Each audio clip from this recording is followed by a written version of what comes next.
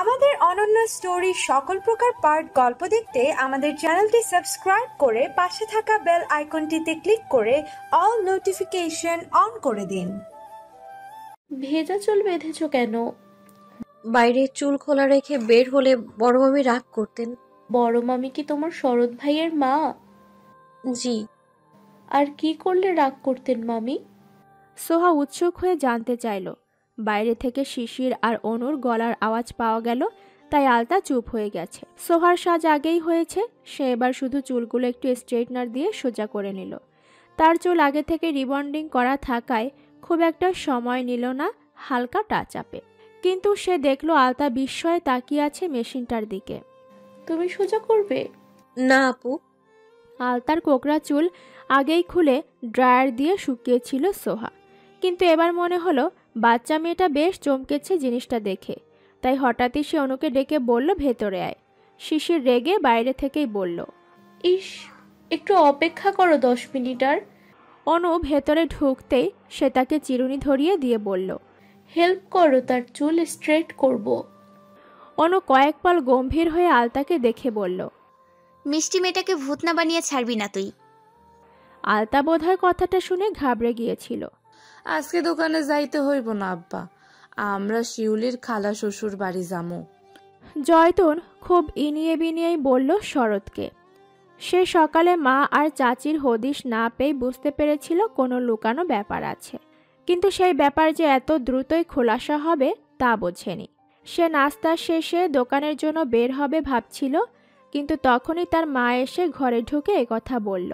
শরৎ আন্দাজ করেছে আম্মা নিশ্চয়ই কোনো পাত্রীর খোঁজে বেরিয়েছে, কিন্তু এখন জানতে পারল সকালেই আম্মা আর চাচি পাশের গ্রামে পাত্রী দেখে এসেছে, কিন্তু মেয়ে পছন্দ হয়নি বলে তাড়াতাড়ি ফিরে এসেছে।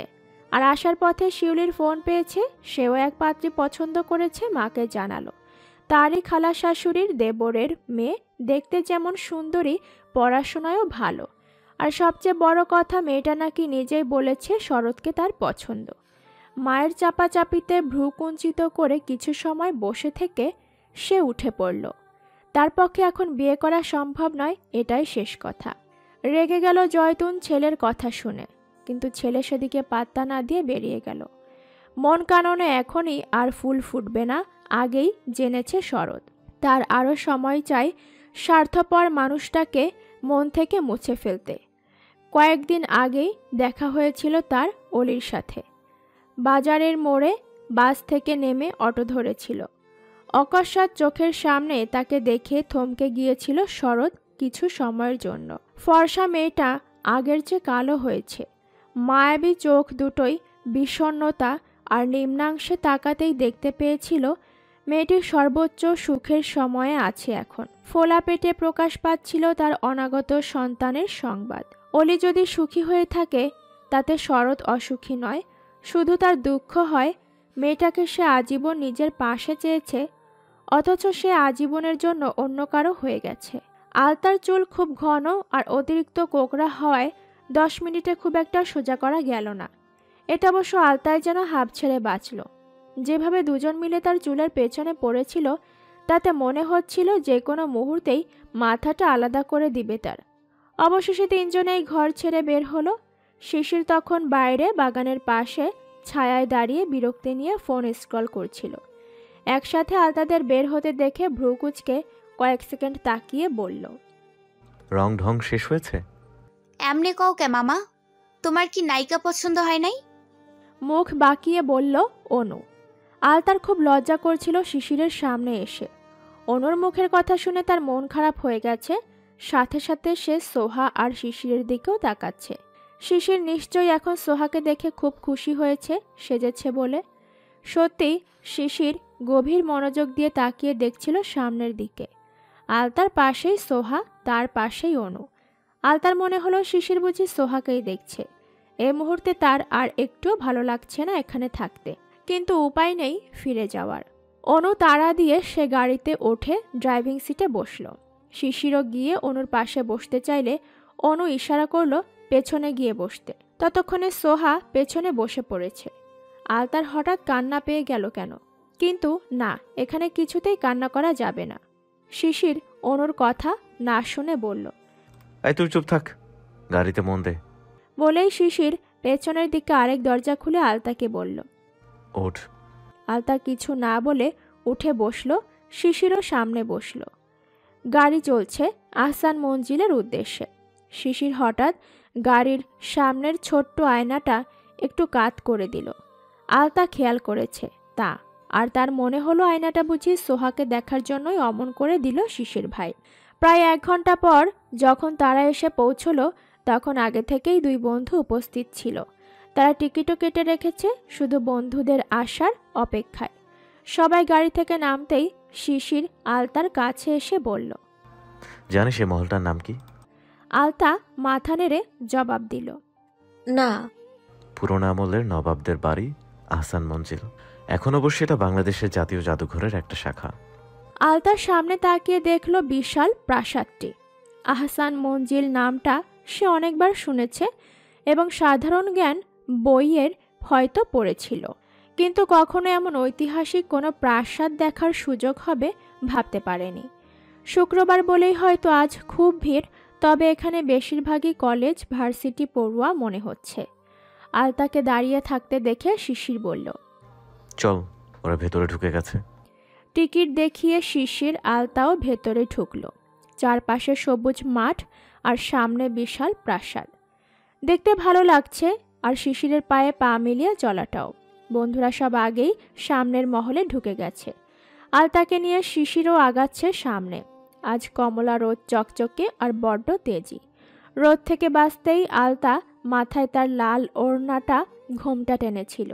সিঁড়ি বেয়ে সেও উপরের দিকে উঠতে যাচ্ছিল। হঠাৎই হাতে টান পড়ায় পিছু ফিরে চাইল সে। মাথার ঘোমটা পড়ে গেছে তার হাতের টানেই।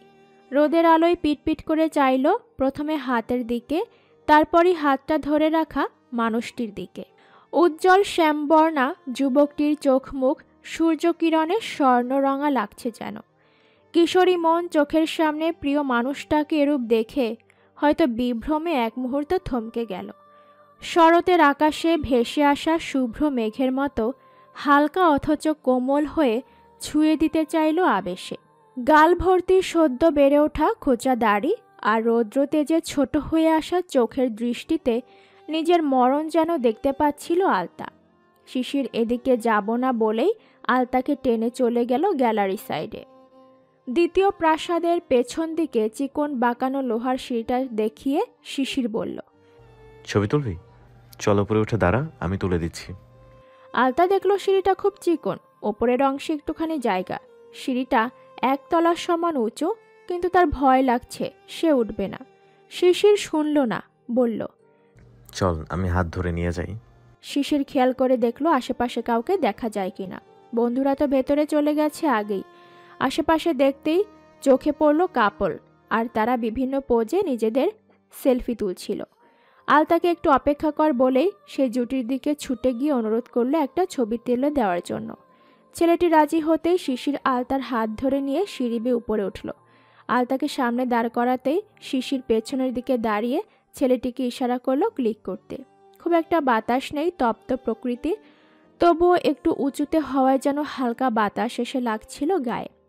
পাট করে রাখা চুলগুলো আলগোছে ডান গালে জায়গা করে নিল। শিশির ঘাড় বাঁকিয়ে দেখল সেটা। তার মনে হলো চুলগুলো সরিয়ে দেয়া দরকার। আলতা তো ভয়ে ভয়ে ঠিকঠাক নিঃশ্বাসটাই নিচ্ছে না। চোখ মুখ খিচিয়ে দাঁড়িয়ে আছে মেয়েটা। শিশির হাত উঠিয়ে চুল সরালো। শিশিরের ছোঁয়াতেই বুঝি আলতা শুভ্রা মুখের সেই কুঞ্চন আপনা আপনি সরল হয়ে এলো। বাতাসে তখন শিশিরের গায়ের মাতাল করা পারফিউমের সুবাস আলতাকে ভাসিয়ে নিচ্ছিল দূর কোনো বন পাহাড়ে। ভেজা বাতাসে বুনো ফুল দোলে, কিশোরী কন্যা তার চুলের বাঁধন খোলে। ও কন্যা এলিয়ে যদি দিবি তোর কেশ। আর কত আওড়াবে এই লাইনগুলো বলো তো? শৈলী আপা বিরক্তিতে কপাল কুঁচকে কথাটা বলল। সারাদিনের ঘোরাঘুরি শেষে হোস্টেলে ফিরেছে আলতা। ফেরার পর থেকেই ফোনের ওয়াল স্ক্রিনে তাকাচ্ছে আর গুনগুন করে গানের মতো করে গাইছে লাইনগুলো। শুধুমাত্র একবার বিড়বিড় করে শিশির এই লাইনগুলো বলেছিল তার পেছনে দাঁড়িয়ে। ওই যে চিকন আঁকাবাঁকা সিঁড়িটার মাথায় দাঁড়িয়ে ছবি তোলার সময় বাতাসে এলোমেলো হলো আলতার চুল। তখনই বলেছিল লাইনগুলো, কিন্তু আলতা নিজের স্মৃতিশক্তিতে অবাক হয়। মাত্র তো একবার বলেছে শিশির লাইনগুলো, অথচ তার একটুও ভুল হচ্ছে না গুনগুন করতে।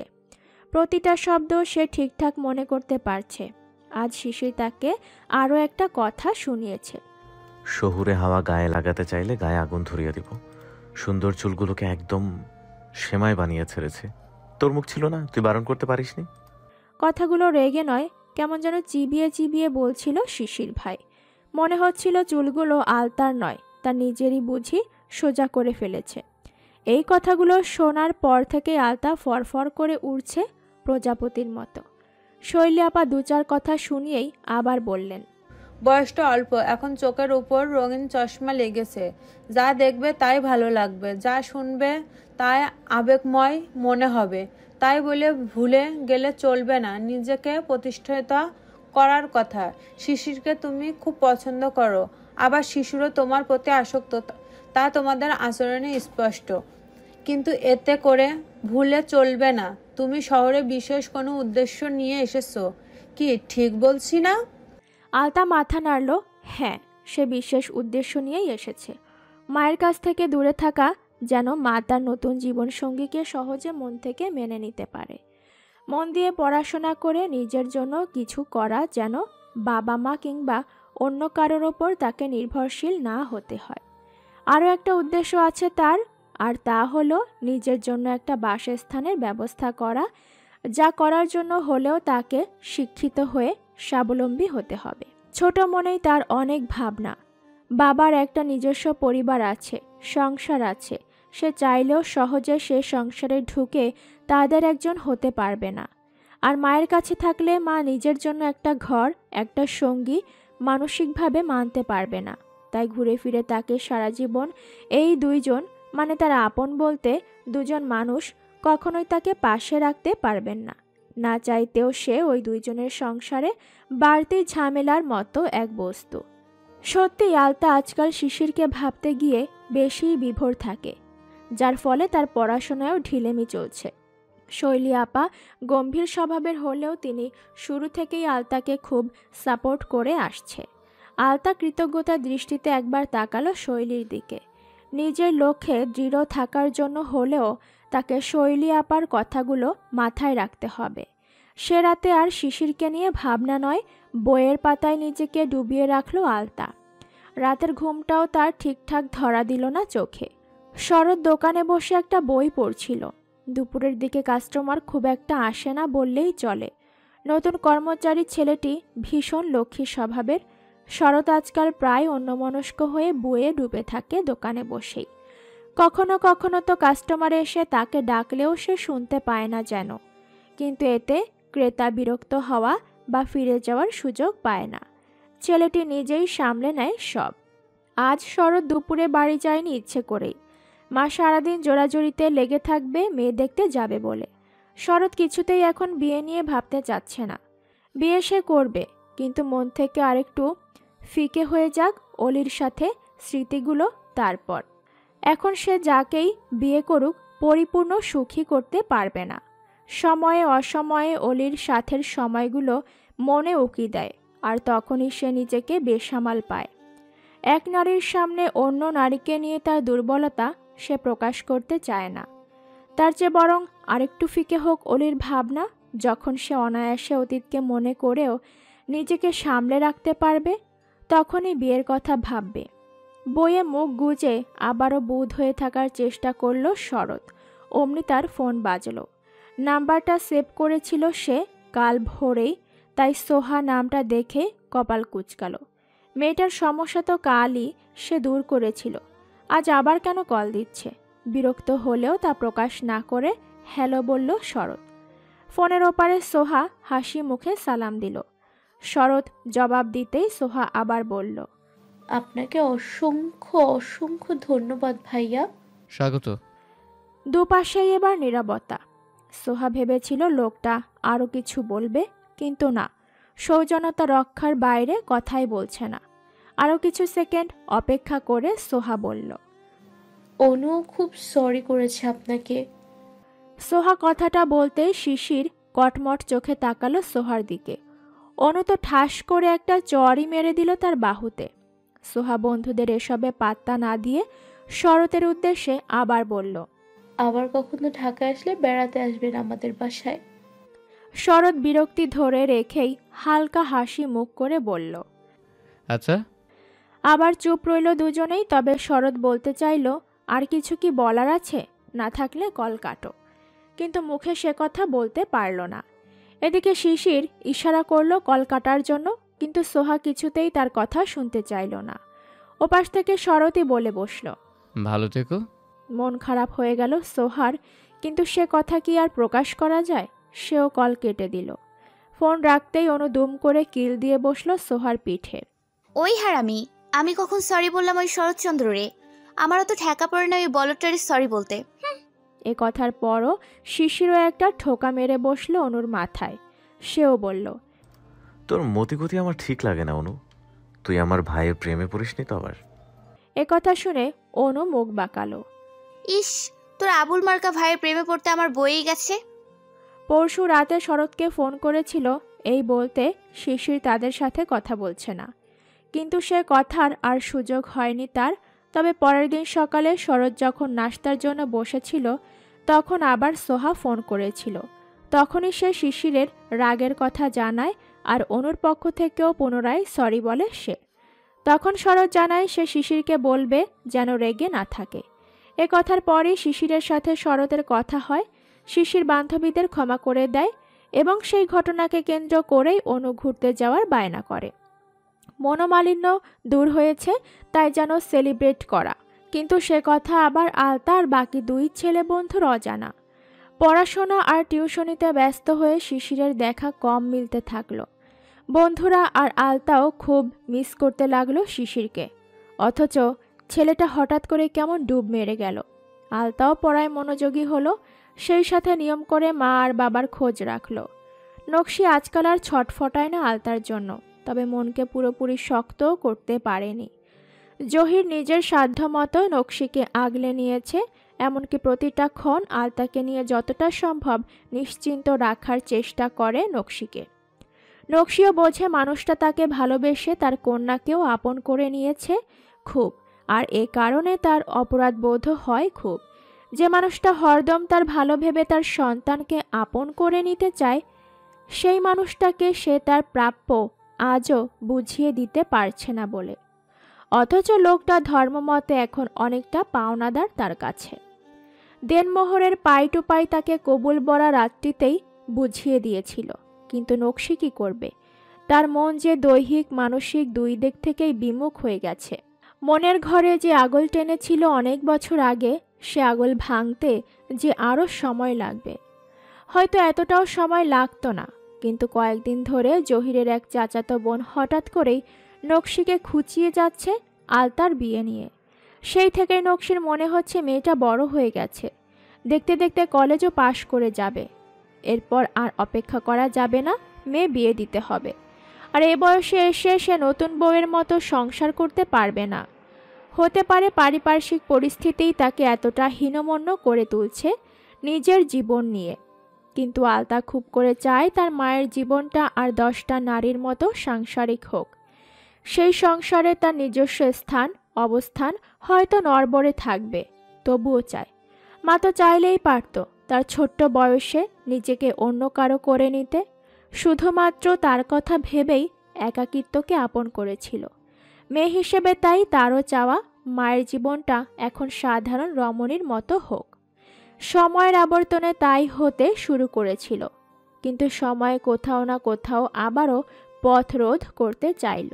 আলতার কলেজের সময়গুলো ভালো কাটলেও কয়েকদিন আগে শিফা মামির কিছু কথা তাকে আবারও ভেতরে ভেতরে কেমন যেন নিষ্প্রাণ করে দিল। হেমন্তের শুরুর এক বিকেলে মামি হঠাৎ করেই ফোন দিয়ে বললেন, বাড়ি কবে আসবি? আলতার তখন প্রথম সেমিস্টার চলছিল। সে ভাবল পরীক্ষার পর কয়েকটা দিন হাতে থাকবে, তখন সে বাড়ি যাবে। কিন্তু পরক্ষণেই মনে হলো সে কোথায় যাবে, কোন বাড়িতে যাবে? জহির কাকার বাড়ি নাকি আব্বার বাড়ি? প্রতিটা মানুষেরই তো জন্মের পর একটা বাড়ি থাকে নিজের বলতে। কিন্তু তার তো কোনো বাড়িই নেই। জন্মের পর থেকে শিশির ভাইদের বাড়িটাকে নিজের বাড়ি বলে জানতো।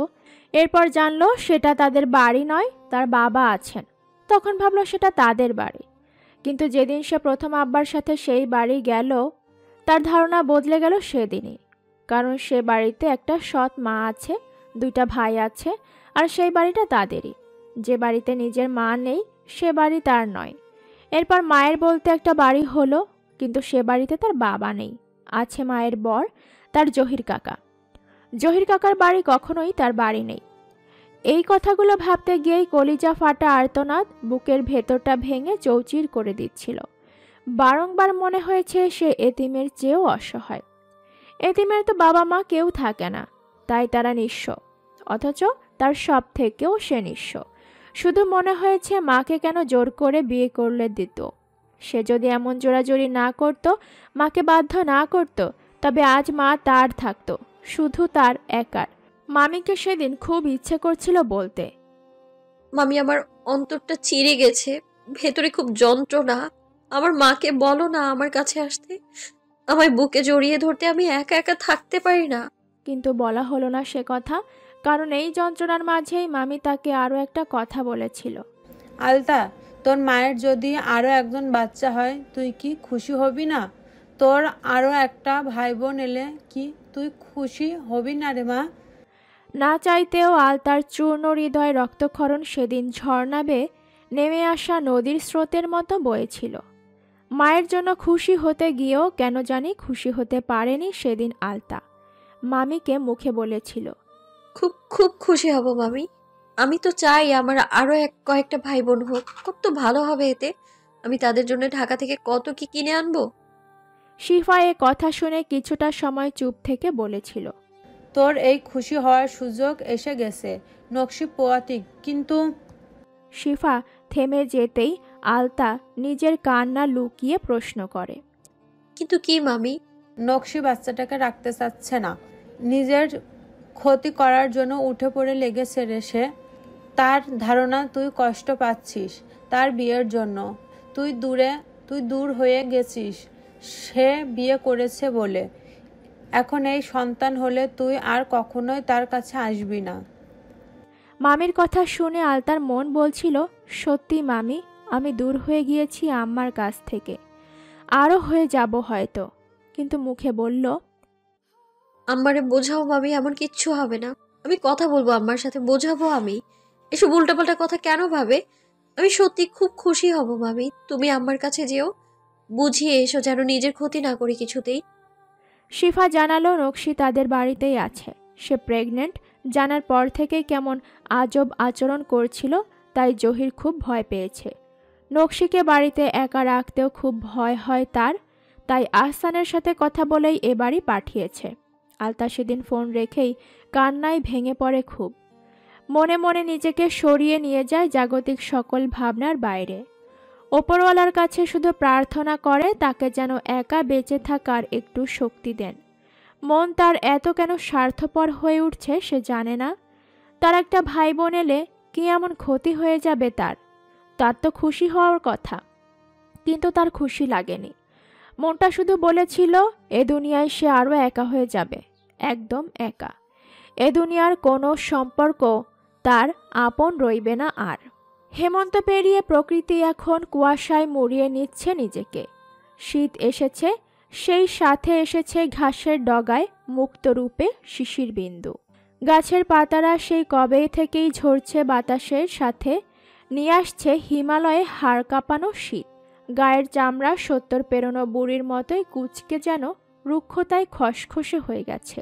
নকশির আজকাল কোনো কাজই করতে ইচ্ছে হয় না, স্কুলেও আর যেতে ইচ্ছে হয় না তার। আলতার জন্য ভীষণ রকম মন কেমন করে। পেটের ওপর হাত রাখতেই মনে হয় মেয়েটাকে সে হারিয়ে ফেললো আজীবনের মতো। মাত্র কয়টা বছর সে তার মেয়েটাকে কাছে পেল, এই শেষ। আর কখনো তার মেয়ে তাকে ভালোবাসবে না। নিশুতি রাতে কখনো জড়িয়ে ধরে বলবে না, ঘুম আসছে না আম্মা, চুলে বিলি কাটো, আমার ভাত খাইতে মন চাইছে না, একটু খিচুড়ি রান্না করো, আমার পা ব্যথা করে, স্কুলে যাব না। কখনো বলবে না, আর আমারে একটু ঘুরতে নিয়ে যাও। পেটে বাচ্চা এলেও 3.5 মাস চলে, আর এই কয়দিনেই নকশি হাসপাতালে গিয়েছে 5 বার। জহির একরকম জোর করেই তাকে হাসপাতালে নিয়ে যায় প্রতিবার। মনে মনে বিরক্ত হয় নকশি। তার মনে হয় এত আদিক্ষেতা না দেখালেও হয়, এই বাচ্চা দুনিয়ায় না থাকলেই ভালো হবে। রেগে একবার শিফার সামনে বলেই ফেলেছিল কথাটা। আহসানুল্লাহও সামনেই ছিল তার। কথাটা শুনে তখন শিফা অনেক বুঝিয়েছে তাকে। এমন কখনো বলিস না নকশি, তোর কাছে সব অসহ্য লাগছে এই সন্তানের কারণ। তোর আরেকটা সন্তান তোর থেকে দূরে আছে বলে তোর ধারণা এই বিয়ে, এই সন্তান, এইসবই তোকে আলতার থেকে আলাদা করে দিচ্ছে। এসব তোর মনের ভুল ধারণা। আলতাকে তোর কোন একদিন দূরে পাঠাতেই হতো। তুই নিজেও তোর জীবন নিয়ে উপলব্ধি করছিস জীবনের প্রতিষ্ঠিত হওয়া কত জরুরি। তুই কি চাস না তোর মেয়ের তোর মতো জীবন না কাটুক? আহসানও যোগ করল, তোকে যদি আবার বিয়ে নাও দেওয়া হতো তখনও আলতা দূরে যেত পড়াশোনা করতে, জীবনে উন্নতি করত, প্রতিষ্ঠাতা হতো। তারপর তাকে বিয়ে দিয়ে ঠিক স্বামীর ঘরে পাঠাতে হতো। তখন কি তুই মেয়ের শ্বশুরবাড়ি থাকতি? না, তোকে ছেড়ে গিয়ে আলতা নিশ্চিন্তে সংসার করত। কিন্তু এই যে তুই এখন কারো স্ত্রী হয়েছিস, তোর মাথার উপর ছাদ হিসেবে জহির আছে, এটাই একটা সময় তোর মেয়ের স্বস্তির কারণ হবে। কারণ এখন আলতার জীবন শুধু তোর মধ্যে সীমাবদ্ধ থাকলেও আর কদিন পর তেমন নাও থাকতে পারে। মেয়ে বড় হচ্ছে, তার জীবনে তুই, আমরা ছাড়াও কেউ এসে জায়গা করে নেবে। সে নিজ ইচ্ছায় নিজ পছন্দে কাউকে আপন না করলেও আমরা বছর কয়েক পরে তাকে কারো হাতে তুলে দিব। তখন তার ভয় থাকবে না তোকে নিয়ে। আর এই যে অনাগত সন্তান, এও তোর একসময় শান্তি সুখের কারণ হবে। এখন মুখে উল্টা বলে ফেলিস না, পরে আফসোস না হয়। আল্লাহ তাআলা কখন কার কোন কথাটা কবুল করে নিবেন তা কিন্তু আমরা মানুষরা জানি না, তাই মুখে যা ইচ্ছা বললেই চলবে না। আহসান তার শিফা সেদিন এমন আরও অনেক কথা বলেছিলেন নকশিকে। মন কিছুটা শান্ত হয়ে এলেও পুরোপুরি স্থির হতে পারেননি। খুব করে আজকাল বায়না করছে ঢাকায় যাবে। জহিরও ভেবেছিল নিয়ে যাবে, কিন্তু আলতাই বারণ করেছে। শীত শুরু হয়েছে সবে, কিন্তু এ মাসের শেষেই তার 4 দিনের ছুটি মিলেছে টিউশনি থেকে। স্টুডেন্টের পরিবার ট্যুরে যাচ্ছে বলে আলতার সুযোগ মিলেছে। এদিকে কোচিংয়েও সে শিশিরকে দিয়ে কথা বলিয়েছে ছুটির জন্য। সেমিস্টার শেষ হয়েছে বলে ছুটিটাতে সমস্যা হবে না, ফিরেই পড়াশোনাগুলো কমপ্লিট করে নিবে। শিফা মামি যেদিন জানিয়েছিল তার মায়ের প্রেগন্যান্সির খবরটা, সেদিন আলতা কেঁদেছিল আকাশ পাতাল এক করে। তারপরের কয়েকটা দিনও তার কেটেছিল জরাগ্রস্তের মতো। দেখতেই মনে হতো জীবন্ত কোনো লাশ বুঝি আলতা। শিফার সাথে কথা বলার সময় কোনোভাবে শিশির জানতে পারল নকশি প্রেগনেন্ট, আর সে কথা আলতাও শুনেছে। এর পরের সময়গুলোই আলতার জীবনে চমৎকার এক সময় এসেছিল। শিশির একদিন বিকেলে হঠাৎ করে এসে হাজির হলো হোস্টেলের সামনে। আলতার সেদিন টিউশন ছিল না বলেই বই নিয়ে বসেছিল। পড়ায় মন ছিল না, দৃষ্টি ছিল জানালা দিয়ে বাইরের নীলাভ আকাশের সাদা একগুচ্ছ ভেলার মতো মেঘের ওপর। শুভ্র সাদা সেই মেঘের ভেলা যেন আটকে গিয়েছিল অসীম আকাশের সেই একটুখানি জায়গাতেই। আলতা দেখছিল আর ভাবছিল তার জীবনটাও কি এমনভাবে কোথাও আটকে যেতে পারে না, যেখানে সে নিশ্চিন্ত মনে একটা জীবন কাটিয়ে দিতে পারবে, যে জীবনে থাকবে না আপন মানুষ হারানোর যন্ত্রণা, মনের বিপরীত কোনো সিদ্ধান্ত, শুধু থাকবে প্রিয় মানুষগুলোর আনাগোনা আর সুখের নীড়ে রাত্রি যাপন। আলতার ভাবনা আরও প্রসর হওয়ার আগেই তার ফোনের টোন বাজল। শিশিরের নামটা ভেসে উঠল ফোনের পর্দায়। কোলের ওপর রাখা বইটা বন্ধ করে ফোন ধরতেই শিশির বলল, পোশাক বদলে বাইরে আয়। শুয়ে বসে পড়ার কারণে পরনের জামাটা কুঁচকে ছিল আলতার। শিশিরের কথা শুনে বুঝল কোথাও যেতে হবে, কিন্তু ইচ্ছে করল না জিজ্ঞেস করার কোথায় যাবে।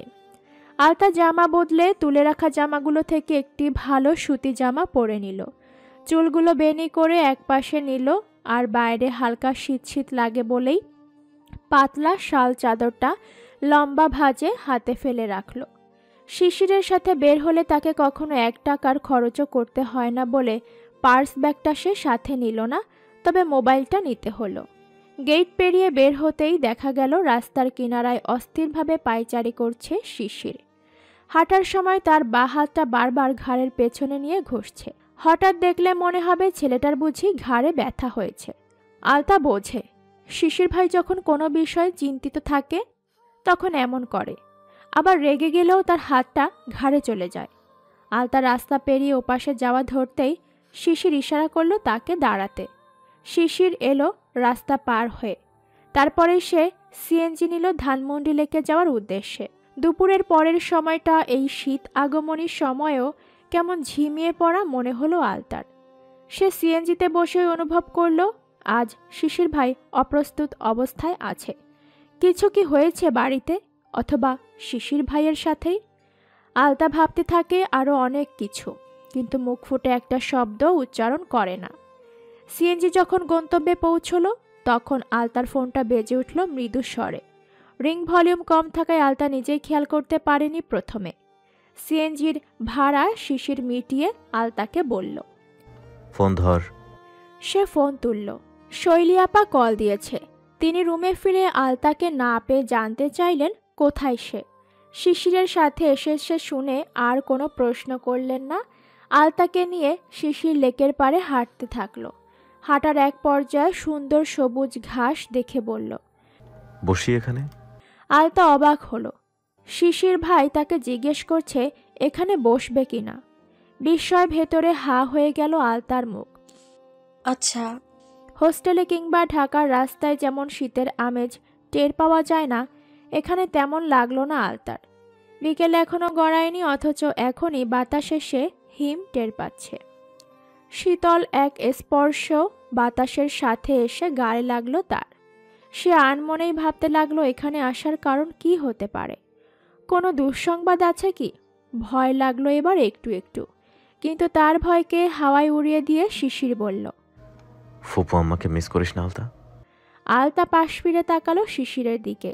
চোখে তার অশ্রুর চিহ্ন নেই, তবে হঠাৎই বিষণ্ণতা এসে ঝুপ করে বসে পড়ল। সে মনকে বোঝালো প্রকাশ করিস না দুঃখ দুর্বলতা। মন শুনল না, কিছুটা সে উত্তর দিল, করি তো। তুই কি মন থেকে মানতে পেরেছিস ফুপু আমার বিয়েটা? না মানার কিছুই নাই শিশুর ভাই। আমি নিজেই তো আমাকে সব রকম জোর করে বাধ্য করছি বিয়ে করার জন্য। তুই নিজেকে একলা ভাবিস না আলতা। ফুপু আমা খুব কষ্ট পান তোর জন্য। তুই মন খুলে তোর কষ্টগুলো বলে দে না আমায়। কি কথার মাঝে কি বলল শিশির তা বুঝি নিজেও জানল না। আলতার চোখের বিষণ্ণতায় এবার হাহাকারও যোগ হলো। শিশিরের মুখের কথা আর চোখের আকুলতা তাকে আরও একটু বড় করে দিল এই মুহূর্তে। সে নিজেকে আরও একটু সামলে নিয়ে বলল, আমার আবার কষ্ট কি? কথাটা বলতে গিয়ে যতখানি ঠোঁট প্রশস্ত হলো, আবার ততখানি কান্নার প্রলেপ পড়ল ঠোঁটের কোণে। কি এক অদ্ভুত দুঃখ বিষাদে ছেয়ে আছে তার মন। তা শিশির যত বুঝতে পারছে ততই উদ্বিগ্ন হয়ে উঠছে। আলতা আরও বলল,